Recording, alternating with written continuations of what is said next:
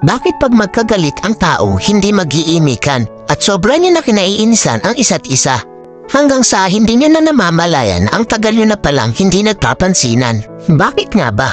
Dahil ba sa sama ng loob o maling nagawa o dahil sa mataas na pride? Sa sobrang taas ng pride, nagpapakiramdaman kayo kung sino ang unang hihingi ng tawad. Paano kung pareho kayong ma-pride? E di habang buhay na kayong walang pansinan at mag-iinisan, di ba? Alam nyo ba ang kasabihang, it's better to lose your pride because of your love than to lose your love because of your pride?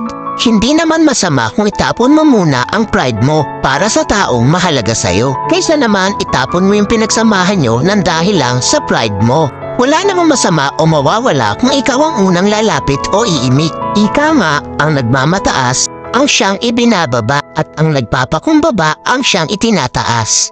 Kaya huwag ugaliin na magkimkim ng galit dahil ang galit ay basura lang sa ating puso at isipan.